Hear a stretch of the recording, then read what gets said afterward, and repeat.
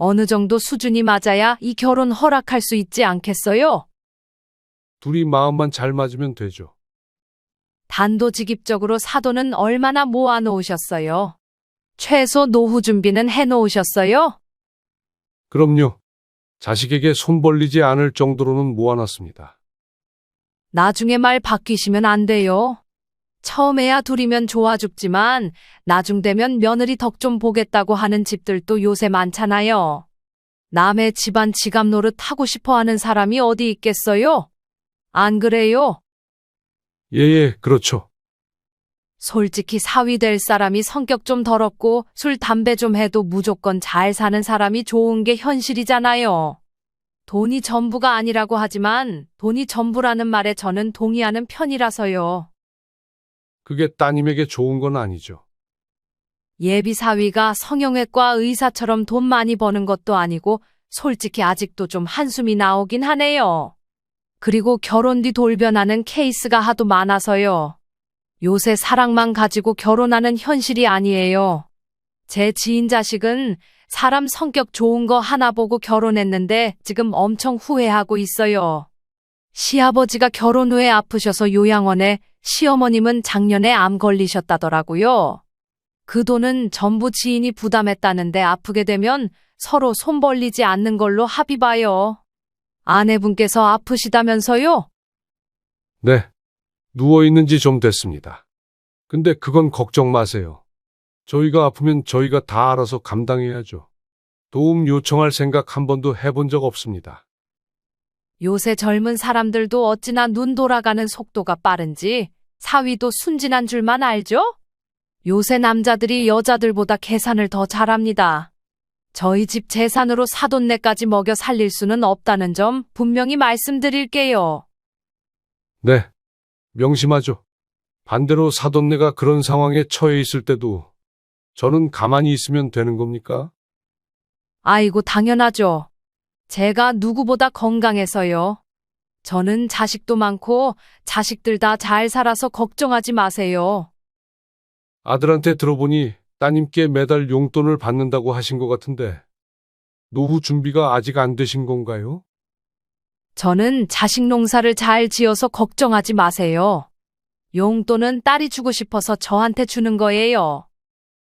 제 주변에도 3년째 자식한테 빌붙으면서 일할 수 있는데 일도 안 하고 용돈 요구하는 사람이 있어서 좀 걱정되네요.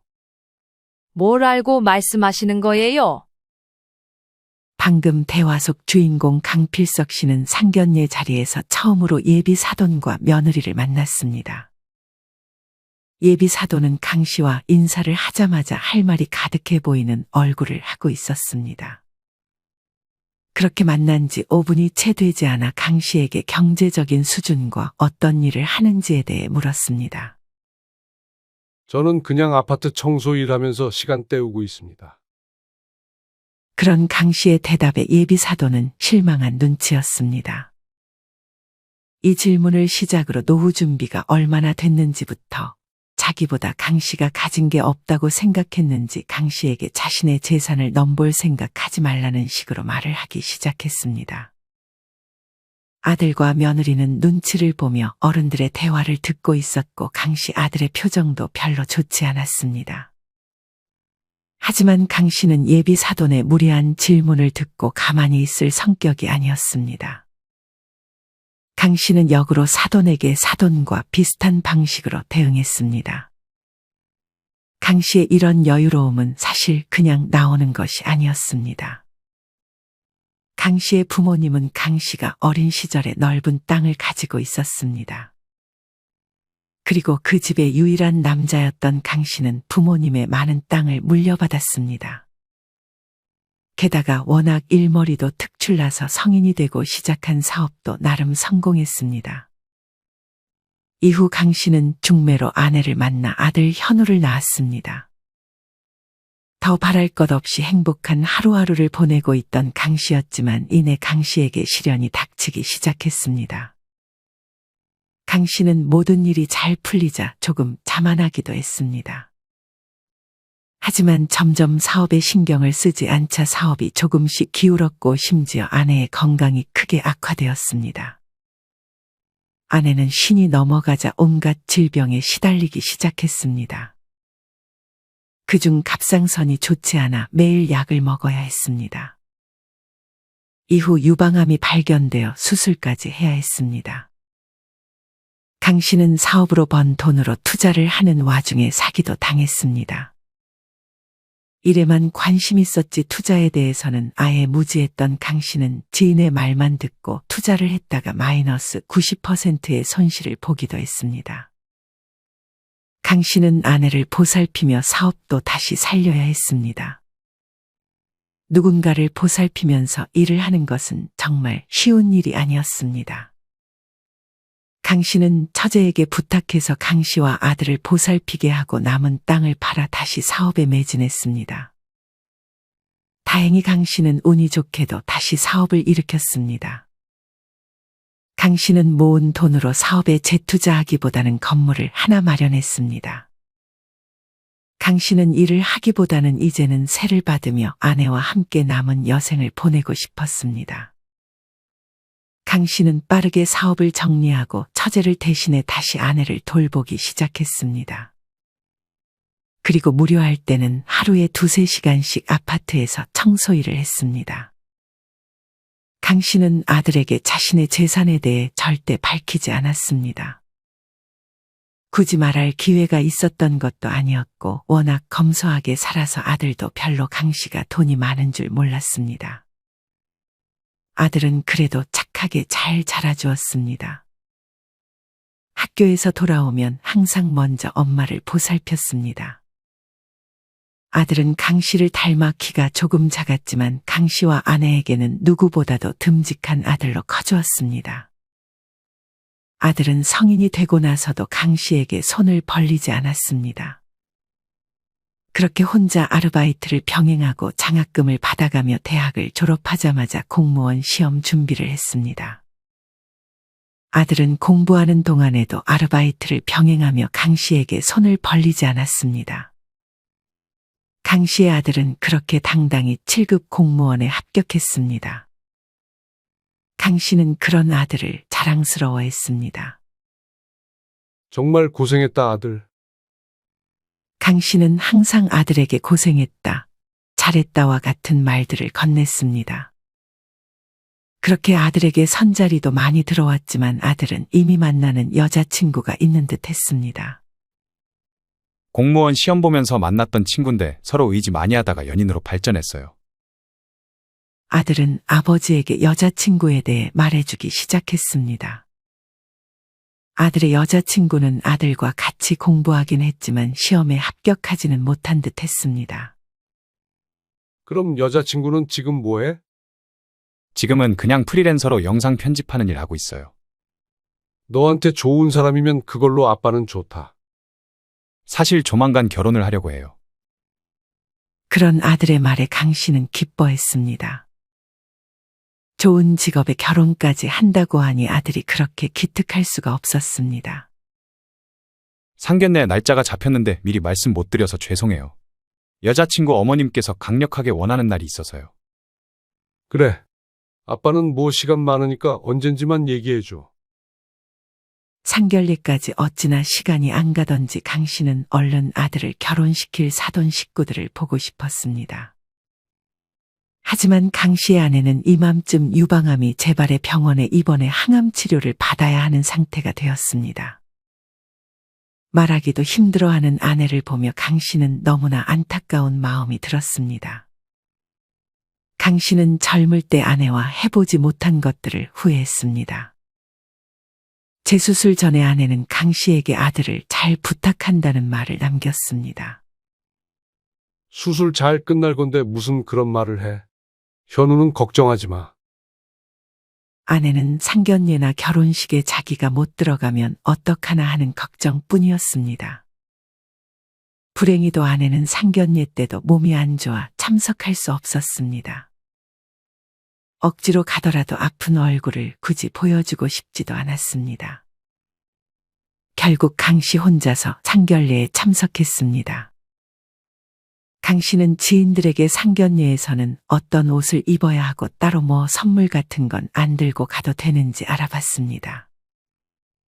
강 씨는 간만에 한동안 입지 않았던 정장을 꺼냈습니다. 하지만 강 씨는 살이 쪄서 옷이 조금 끼는 것을 느꼈습니다.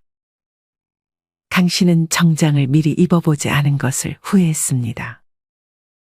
하나 살 걸 그랬어. 아니에요, 아버지. 지금도 잘 어울리세요. 강 씨의 아들은 그런 강 씨를 위로했습니다. 선물은 굳이 안 들고 가기로 여자친구랑 얘기했어요. 근데 그날이 예비 사돈 생일이라 그러지 않았어? 네, 맞아요. 그래서 저도 선물해가야 되는 거 아닌가 생각했는데 여자친구가 해오지 말라고 하네요. 그래도 옷이라도 하나 사갈까? 강 씨는 상견례를 자기 생일 날짜에 맞춘 사돈이 별로 이해가 가지는 않았습니다. 강 씨는 부담스럽지 않을 정도의 줌메이커 옷을 하나 샀습니다. 예비 며느리네 부모님은 다 오신다고 하셨지? 네, 맞아요. 커플로 2개 사면 되겠네. 그렇게 강 씨는 상견례 전날 예비 사돈에게 줄 선물도 미리 사두었습니다. 강 씨는 그날 밤 잠도 잘 자지 못하고 조금 긴장되기도 했습니다. 그렇게 상견례 당일 예약했다는 약속 장소로 강 씨와 아들은 찾아갔습니다. 상견례를 하기에는 조금 과할 정도의 근사한 식당이긴 했습니다. 뷰가 어찌나 좋던지 강 씨는 기분이 좋았습니다. 강 씨와 아들은 미리 앉아 있었고 메뉴판을 봤는데 뷰값이 가격에 붙었는지 가격도 꽤 상당했습니다. 여자친구랑 부모님들 오시면 같이 주문해요. 그렇게 약속 시간이 10분 정도 지난 시점에 예비 사돈과 며느리가 도착했습니다. 예비 며느리는 늦어서 죄송하다며 표정에 미안함이 가득했지만 사돈네는 태연한 표정이었습니다. 음식 미리 안 시키셨어? 네. 오시면 같이 주문하려고 했어요. 나오는데 한참 걸릴 텐데 미리 시키지 사위. 센스가 영 부족하네. 죄송해요, 장모님. 예비한 사돈은 늦은 거에 대한 사과도 없이 강 씨의 아들을 웃으면서 나무랐습니다. 그리고 그제서야 강 씨와 인사를 했습니다. 처음 뵙겠습니다. 현우 애비 되는 사람입니다. 네, 안녕하세요. 전 지수 엄마, 이쪽은 지수 아빠예요. 아빠라고 소개한 사람은 어색한 눈빛으로 강 씨에게 인사를 건넸습니다. 생일이시라면서요? 마음에 드실지는 모르겠지만 작은 선물을 사왔습니다. 강 씨는 어제 사두었던 옷을 예비 사돈에게 건넸습니다. 아이고, 무슨 이런 걸 다 준비하셨어요? 제가 상견례 날짜를 잡았는데 마침 그날이 제 생일이었지 뭐예요? 제가 제 생일은 별로 챙기는 사람이 아닌데. 예비 며느리는 옆에서 멋쩍게 웃었습니다. 저는 아무것도 준비 못했는데 어쩌죠? 선물은 준비하지 않아도 된다고 들었는데. 저도 그렇게 들었는데 생일인데 빈손으로 오긴 좀 그렇잖아요. 저는 그냥 여기 식사 한 끼 대접해 주시는 걸로 충분했는데 선물까지 주시다니 감사해요. 음식을 대접한다는 말은 처음 들었던 강 씨는 애써 웃음을 보였습니다. 그렇게 선물을 건네고 잠깐의 침묵 후에 음식이 나오기도 전에 예비한 사돈은 말을 꺼내기 시작했습니다. 제 딸이 외모도 이쁘고 지금은 잠깐 쉬면서 일하고 있지만 또 서울에 있는 대학에 나올 정도로 머리가 비상해요. 누구한테 시집을 보내나 참 고민이 많았어요. 정말 아끼는 딸이라 아무한테나 시집을 보내고 싶지도 않았고요. 저는 딸이 고생을 좀 안 했으면 싶거든요. 어떤 부모든 자식들이 고생하는 건 다 싫죠? 아파트 청소 일을 하신다고 들었는데 자식들 결혼하는데 지원은 어디까지 생각하셨어요? 이렇게 단도직입적으로 묻는 사돈의 질문에 강 씨는 당황했습니다. 그러면서 예비 사돈은 강 씨에게 말할 틈도 주지 않고 말을 이어갔습니다. 뷰 좋은 고층 아파트는 무리여도 집 한 채 정도는 해줄 수 있으신가요? 자식들은 그냥 전세로 시작할 거라고 들었는데요. 맞아요, 장모님. 저희 전셋집 미리 알아봤어요.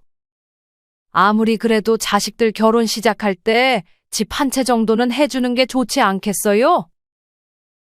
예비 사도는 강씨 아들의 말은 들은 채도 하지 않고 강씨에게 물었습니다. 강씨의 아들은 그런 예비 장모님이 익숙한 듯 말을 아꼈습니다. 강씨는 이 모습을 보며 앞으로 장모 될 사람이 아들의 말을 무시할 것이라 생각해 걱정했습니다. 강씨가 아무 말도 하지 않자 강씨의 능력이 안 된다는 것을 확인한 예비 사도는 이때부터 집안 수준에 대한 얘기를 꺼내기 시작했습니다. 저희는 국가유공자 집에다가 자식들이 모두 다 회사 고위직이에요. 다들 서울에 있는 대학 나왔고요. 물론 지금은 미국에서 살고 있어서 오지 못했지만 사위는 저기 지방대 나왔죠? 네. 지방대에서 장학금 받으며 저한테 한 번도 손 벌리지 않고 혼자 공부해서 공무원에도 합격했습니다. 저희 딸은 키도 크고 한데 사위가 키가 좀 작아서 이세가 조금 걱정되긴 하네요. 그리고 약간 탈모기가 있으시네요. 이것도 유전되면 큰일인데. 예비 사도는 어떻게든 자신의 자식들을 지켜세우고 사위는 깎아내려고 하는 듯 보였습니다. 그러면서 예비 며느리가 나이가 많다는 얘기는 절대 꺼내지 않았습니다. 강씨는 이런 예비 사돈의 말에 조금 불편했습니다.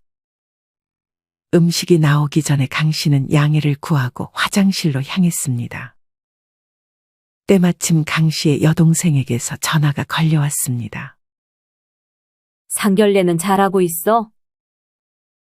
강씨는 여동생에게 사돈이 했던 말들을 하나씩 말해줬는데 여동생은 그 말을 듣고 팔짝 뛰었습니다. 그딴 말을 한다고? 난 현우 생각해서라도 이 결혼 반대야. 강씨도 동생과 같은 생각이었지만 아들의 의견을 들어보지 않고 자기 혼자 섣불리 결정할 수는 없는 노릇이었습니다. 강씨는 우선 오늘 상견례 자리를 잘 마무리해야겠다고 생각했습니다. 강씨가 화장실에서 돌아가는데 강씨의 테이블에서 소란이 나기 시작했습니다. 가서 상황 파악을 해보니 직원이 실수로 예비 사돈의 옷에 살짝 음식을 흘렸는데 사돈이 그 직원에게 심하게 화를 내고 있었습니다. 주변의 예비 며느리와 아들이 사돈을 말렸지만 예비 사돈은 분했는지 직원의 인격을 모독하기까지 했습니다.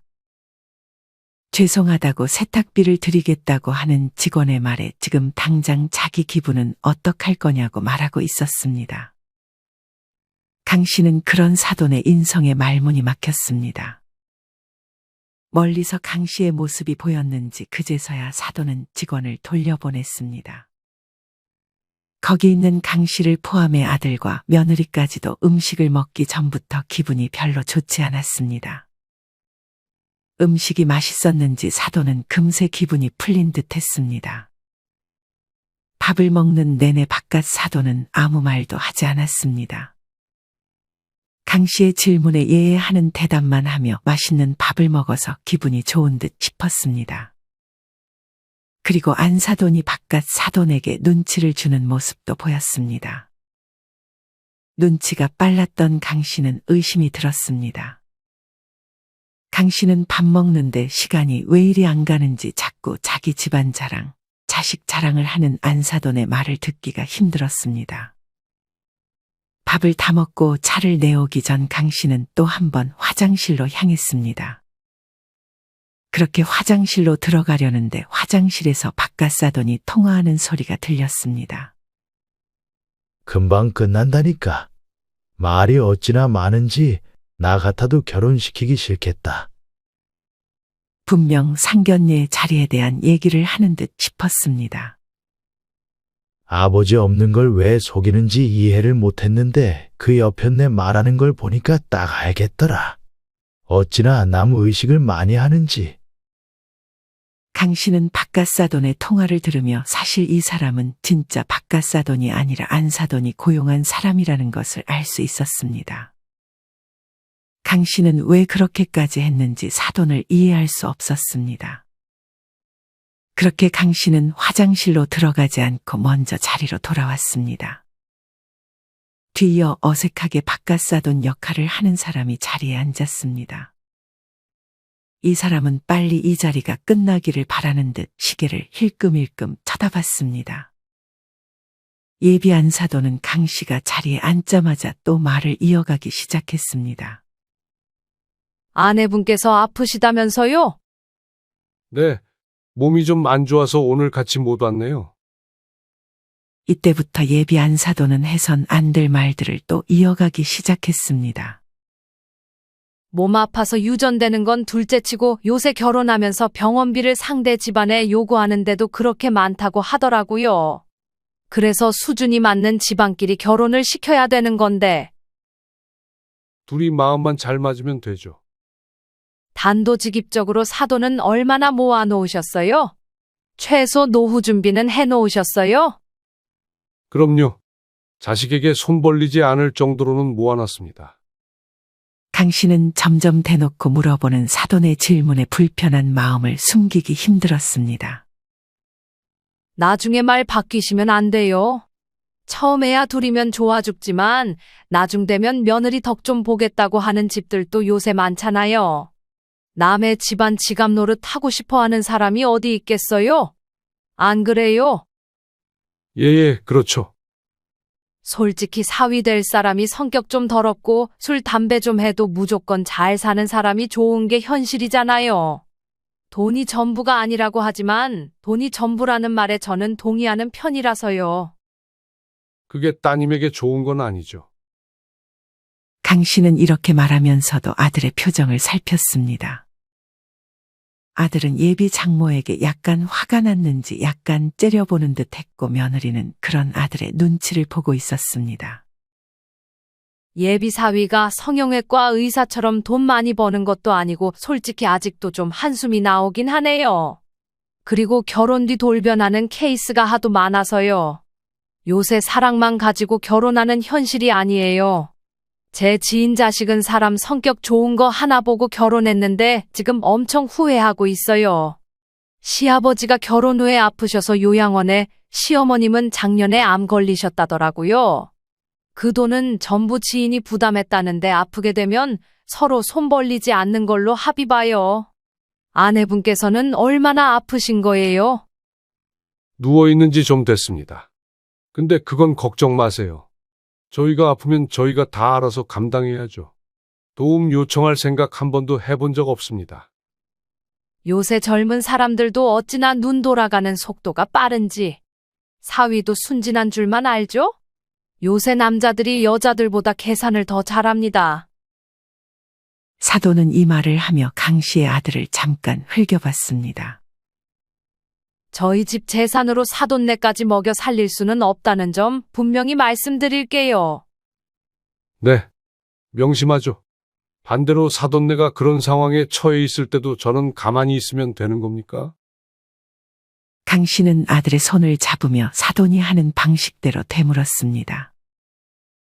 이때부터 강 씨는 역으로 질문하기 시작했습니다. 아이고, 당연하죠. 제가 누구보다 건강해서요. 저는 자식도 많고 자식들 다 잘 살아서 걱정하지 마세요. 아들한테 들어보니 따님께 매달 용돈을 받는다고 하신 것 같은데 노후 준비가 아직 안 되신 건가요? 저는 자식 농사를 잘 지어서 걱정하지 마세요. 용돈은 딸이 주고 싶어서 저한테 준 거예요. 제 주변에도 3년째 자식한테 빌붙으면서 일할 수 있는데도 일도 안 하고 용돈 요구하는 사람이 있어서 좀 걱정되네요. 뭘 알고 말씀하시는 거예요?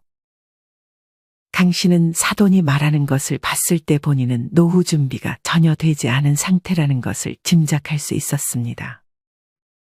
강 씨는 사돈의 언성이 더 높아지기 전에 더 이상 사돈의 기분을 건드리지는 않았습니다. 아들은 강 씨의 그런 질문에 약간은 고소하다는 표정을 지었습니다. 그렇게 3시간이 지나도 집에 가려는 모습을 보이지 않자 강 씨는 몸이 안 좋다고 말하며 다음에 자리를 한 번 더 마련하는 게 어떻겠냐고 물었습니다. 벌써 가냐며 아쉬워하는 사돈의 말에 강 씨는 다음엔 더 근사한 데서 만나자고 했습니다. 며느리가 음식값을 결제하려고 하자 예비 사돈은 다급하게 며느리의 카드를 걷었습니다. 그러고는 며느리를 째려보며 카운터에서 멀리 떨어져 있으라고 말했습니다. 그 모습을 본 아들은 익숙하다는 듯 계산하려 했지만 아들보다 먼저 강 씨가 카운터로 가서 계산을 했습니다. 강 씨는 그렇게 집으로 돌아가는 길에 아들에게 묻고 싶었던 것들을 하나씩 물어봤습니다. 아들은 예비 며느리의 집안에 대해서 그렇게 많이 알지는 못하는 듯 싶었습니다. 아들은 강 씨에게 죄송하다고 말했습니다. 하지만 예비 며느리와는 헤어지기 싫은 눈치였습니다. 운전을 해서 집에 가고 있는데 강 씨의 아들의 전화기가 울렸습니다. 예비 며느리는 아들에게 지금 어디냐며 아버님도 함께 있냐고 물었습니다. 그러고는 할 얘기가 있다고 하며 근처 카페에서 만나자고 했습니다. 예비 며느리도 강 씨가 몸이 안 좋다고 한 말은 그냥 그 자리를 빨리 벗어나고 싶어 한 말이라는 것을 아는 눈치였습니다. 그렇게 강 씨와 아들은 근처 카페에서 먼저 기다리고 있었고 이후 예비 며느리가 들어왔습니다. 예비 며느리는 자리에 앉자마자 있는 그대로 사실을 다 말해주기 시작했습니다. 예비 며느리는 강 씨가 진작에 상견례 때 온 남자가 진짜 아버지가 아니라는 것을 알고 있다는 사실을 눈치챘다며 강 씨의 생각대로 그 사람은 자기 진짜 아버지가 아니라고 했습니다.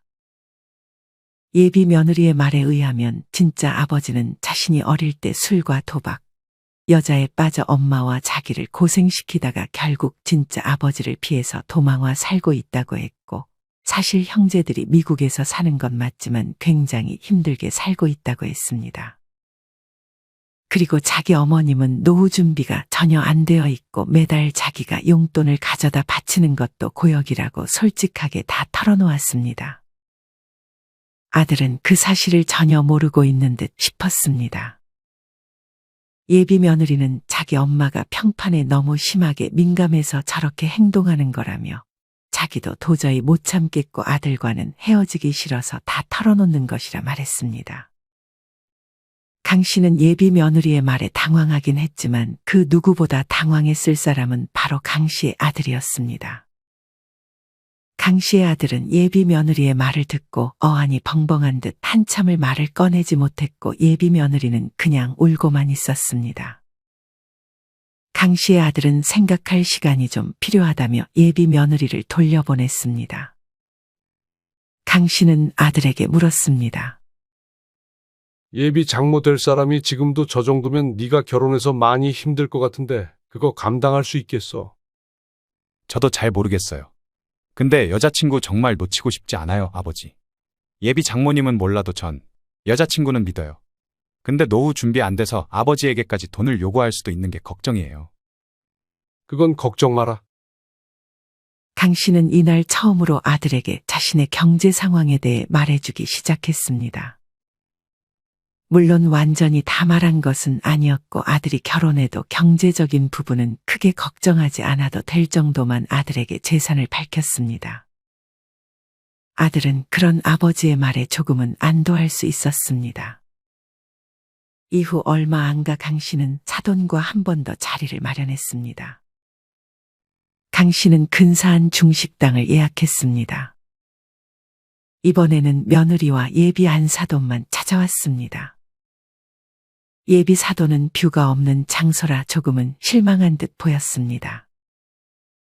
그러면서 아버지 되는 사람은 몸이 좀 안 좋아서 못 나왔다는 말을 꺼냈는데 예비 사돈 빼고 다들 그 말이 거짓말이라는 사실을 알고 있었습니다. 강 씨는 상견례 전에 아들에게 강 씨가 가진 재산에 대해 며느리와 예비 장모님에게 알리라고 말했고 강 씨가 돈이 많다는 걸 알게 되자 예비 사돈의 태도는 싹 변했습니다. 더 이상 자기 집안을 자랑하거나 강 씨의 집안을 까내리지도 않았습니다. 하지만 이제는 대놓고 점점 요구하기 시작했습니다. 제가 작은 식당을 하나 차려보려고 하는데요. 다른 데는 세가 좀 비싸서요. 건물이 있으시다면서요. 저희 1층 내줄 수 있으신가요? 저희 1층은 세가 가장 비싼데요? 설마 세를 받으시려고요? 농담도 잘하시네요. 며느리 덕 보는 거 그렇게 싫어하시더니 사위 덕 좀 보고 싶은 건가요? 강 씨는 웃으면서 예비 사돈이 전에 했던 말을 그대로 돌려줬습니다. 예비 사돈은 멋쩍은 듯 같이 웃기만 할 뿐이었습니다. 며느리의 표정을 보니 자기 엄마에게 오만 정이 다 떨어진 것 같은 표정을 짓고 있었습니다. 예비 사돈은 자존심은 버린 지 오래인 것처럼 강 씨의 옷차림이 참 멋지다는 등 강 씨를 칭찬하며 비위를 맞추기 시작했습니다. 심지어 이날은 정장은 입지도 않고 편한 복장으로 갔던 강 씨였습니다. 그러면서 다시 한번 딸의 신혼집으로 뷰가 좋은 고층 아파트를 강 씨에게 요구했습니다. 저는 딸이 결혼해서도 친하게 놀러도 가고 할 건데 이왕이면 뷰 좋은 곳이 좋지 않겠어요? 나이 들어서 돈 다 어디 쓰시게요? 자식들 위해서 쓰면 좋죠. 고층 아파트는 별로 추천하지 않더라고요. 뷰 좋은 데는 가끔 자식들 좋은 호텔 갈 수 있도록 지원해주면 되죠. 강 씨는 계속되는 예비 사돈의 요구를 거절했습니다. 자기 말에 호의적이지 않자 예비 사돈은 그럼 결혼식 때 뭘 해줄 거냐며 약간 화가 난 듯 물었습니다. 그때 바로 옆에 있던 며느리가 폭발한 듯 엄마에게 창피하다며 그만하라고 소리쳤습니다. 그러고는 강 씨와 아들에게 죄송하다며 먼저 일어나 보겠다고 하며 예비 사돈의 팔을 잡아당겼습니다. 예비 사돈은 버텼지만 며느리의 힘이 셌는지 끌려가듯 나갔습니다. 강 씨와 아들은 그런 예비 며느리의 태도에 놀랐습니다. 예비 며느리는 며칠 후 다시 한번 강 씨와 아들에게 미안하다고 말하며 엄마와 연을 끊을 것이라고 말했습니다. 강 씨는 웃을 수는 없었지만 오히려 이게 더 나은 선택일 수도 있겠다는 생각이 들었습니다. 그렇게 아들과 예비 며느리는 예비 사돈 없이 조용히 결혼식을 치렀습니다. 강 씨의 아내는 아들의 결혼식만큼은 아픈 몸을 이끌고 참석했습니다. 강 씨의 아내는 이전에 강 씨에게 사돈네는 어떤 분들이냐고 물었지만 괜히 아내를 걱정시키기 싫어서 두 분 다 돌아가시고 지금은 며느리만 남았다고 했습니다. 강 씨의 아내는 그런 며느리의 손을 꼭 붙잡아 주었습니다. 사돈은 가끔 아들을 찾아왔지만 그럴 때마다 며느리가 사돈을 막아줬습니다.